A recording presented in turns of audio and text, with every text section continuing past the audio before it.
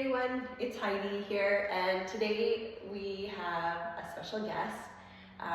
He is a retired staff sergeant with the RCMP. How many years service did you have? 31 years as a regular member and 6 years as a reservist. I just retired this past June. So tell everyone what the reservist program is like.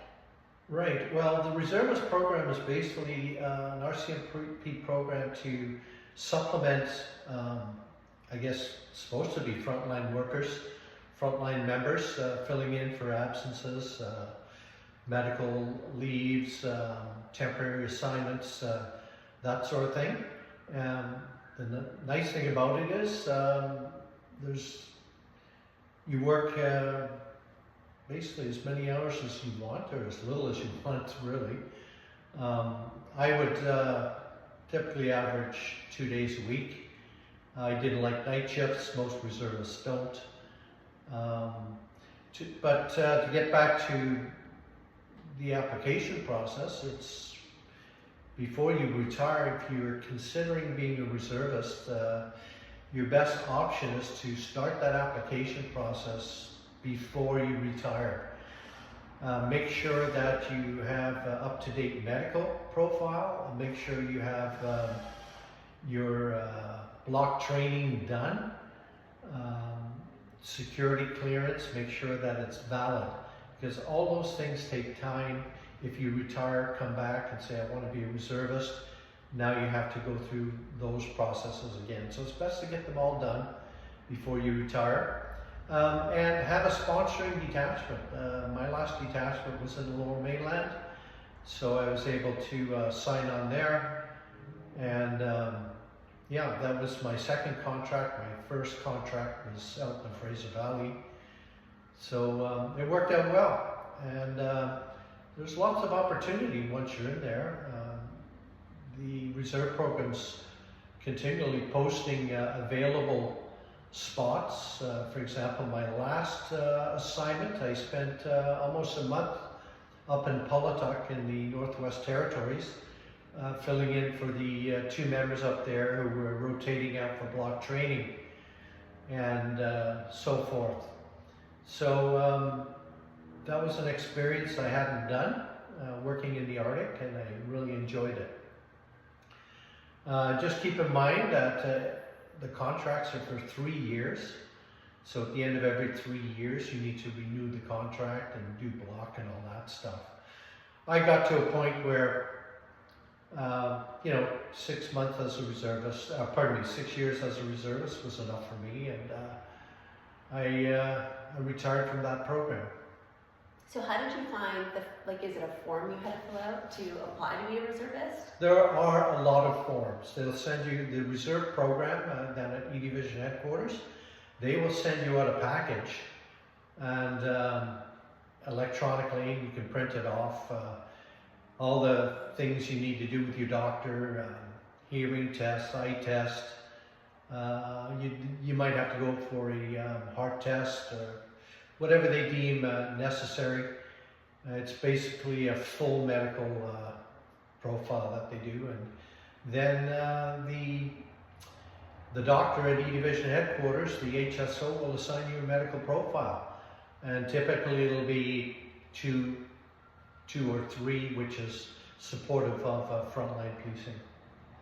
So, to be a reservist, did you have to wait a certain amount of time after you retired, or can you just go right ahead and do it? You can go right ahead and apply, and there will be a short, once you're accepted, there will be a short waiting period, probably weeks, maybe a month. In my case, when I applied in 2017, I was accepted to the reserve program, but there were no positions. They only had 700 positions nationally. So I had to wait for them to expand that program beyond that number. So I actually, they gave me a call in 2018 in May, I believe, and said, hey, if you're still interested, you've kept up to date on your, before you retired, on your medical, your block, etc., etc. So for me, it was just a matter of getting sworn in again and starting work right away.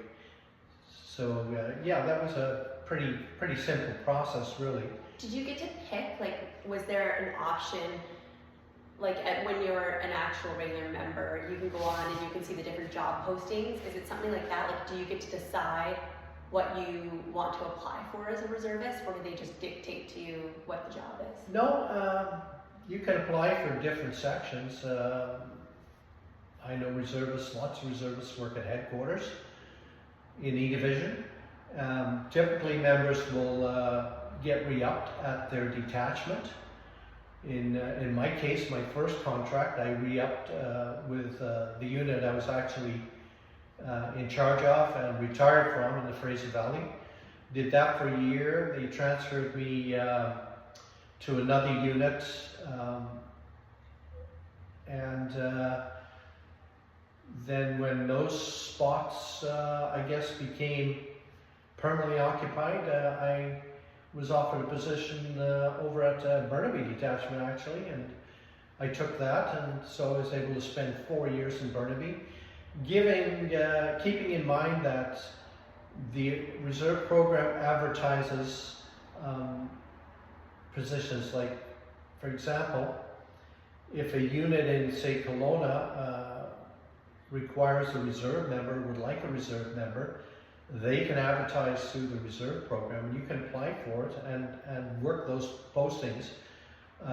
Most of them are somewhat temporary, for example, in the summer. And the host detachment usually doesn't have any issue with letting you go to those, because they're not paying the freight there. That's paid for by whichever unit you're working for. So when, I know you did a stint up in, was it in Kelowna? Yes. And when you went, they paid for your travel and hotel, food, like that kind of stuff? Yeah, that's correct. I actually did two years in Kelowna, mostly in the summer months, and worked some in the winter as well. And in the Kelowna OCC is where I was working. There's call taking and dispatch. I had a bit of a background in those areas, having worked as radio room constable and NCOs in some of my past experiences with the RCMP. So yeah, they pay for your mileage, they pay for your hotel, incidentals, etc., etc., etc. So it's not only, you know, I found it interesting to be able to work different assignments as a reservist, but they treat you well and you're well paid for it. And keep in mind too that as a reservist, there's something you don't like, you can basically say, yeah, I'm not coming back, I'm not doing this or that. So you're treated very well. I was, except for you know, one or two individuals along the way who I'd known from my past life. Basically, the rest treat you very well. They want you around. They want you coming back for the experience. There's not usually issues there at all. You're very welcomed.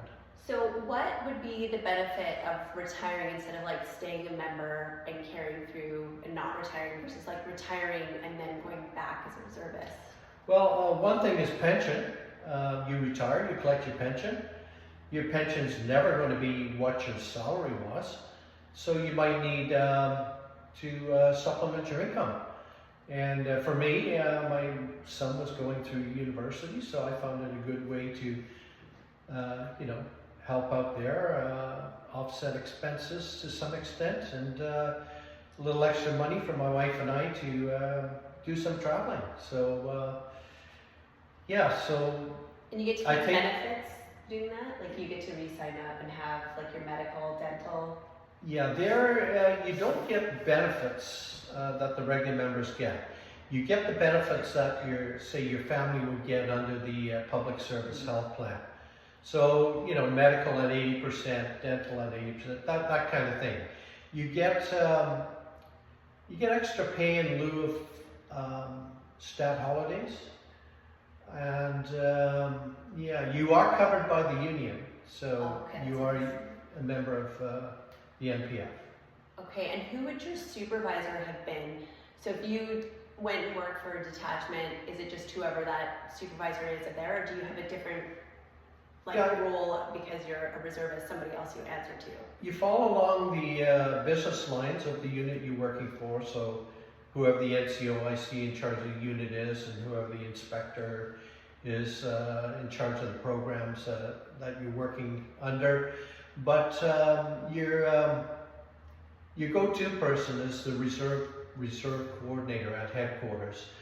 And when I was there working as a reserve, I think it was a constable, and that was his permanent position, and they had admin staff working under them. So they'd be almost like the go-to person for relief positions and contract renewals, and if you need equipment, you order it through the reserve program instead of the detachment, the reserve program. Here's a question. So when you retired, I'm assuming you had to get back like your service weapons and everything. Do you get those specific ones back, or you reissued everything? It can be either way, really. When my first contract, I went back, I turned in all my gear to at the time the inspector was my boss. And the inspector gave me back a couple of garbage bags with my equipment. It's like, well, here's your equipment back. Yeah. My pistol had been sent back to the armor in Regina, so I was issued a new pistol. Okay. But and of course force options. But yeah, simple process. Okay. And you had to give back your badge when you retired. What did they give you? Like the same badge back, or you get something else? Okay, so when I retired, your badge you return to stores. I returned mine with a request for badge encasement, which I'm entitled to. So I took about a year to get that back, but I got my badge encased in plastic. Some of you may have seen that, but you are issued a new badge. It's identical to the RCMP badge, but it has an R number. My reserve number was R0884, so I was the 844th reservist member of the RCMP. So when I retired from the reserve program, I put in my request to have that badge encased as well. Okay, and it's like, I think the part that shocked me, and maybe it's just me, but I didn't realize like a reservist, you are just like a regular member, because you have all your tool and force options. You get your uniform back, right? Yeah, you are. Except for that you have an R in front of your name. So that's right. Reserve Constable. Yeah, so when my business cards are printed up, it says Reserve Constable with my name and detachment information. Can a reserve, this might be a silly question, but can a reservist promote just like? No, okay. You're not supposed to be in a supervisory position. You can be in a mentoring position. Okay. And I found that quite often. I was mentoring junior members on rotation, that kind of thing, simply because of the experience factor. Right. Because if you retired as staff sergeant, I can only imagine you going back, you obviously would know more in that position than who your new supervisor is. Yeah, that's correct. And quite often members would come to me seeking guidance and advice on a frequent basis, and I was always more than willing to help them out. Yeah, no worries. Did you find that you were accepted just like a regular member, or is it kind of like, I know that when people come sometimes for like ride-alongs and stuff, they don't necessarily want you coming along with them. Was it, as a reservist, did you find that there was any different, or you were just... No, not at all. The only thing I found at first was, like, guys might have been a little apprehensive because here's the staff sergeant coming back as a constable right. to work amongst them. But very quickly, that hesitation gets dispelled, and you're accepted because it's camaraderie, and yeah, they just accept you as one of their own, because you are one of their own. And how was I'm assuming you don't get any kind of extra pensionable service because you worked like 6 years doing that.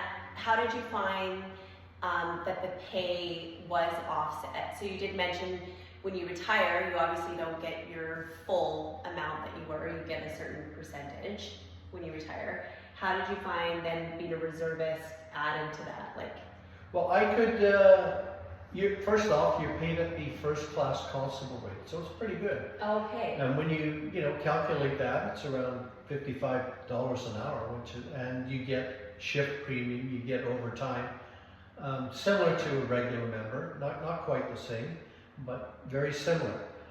and you're double because you've got your pension coming in? Yeah, so you have your pension and your hours that you work as a reservist.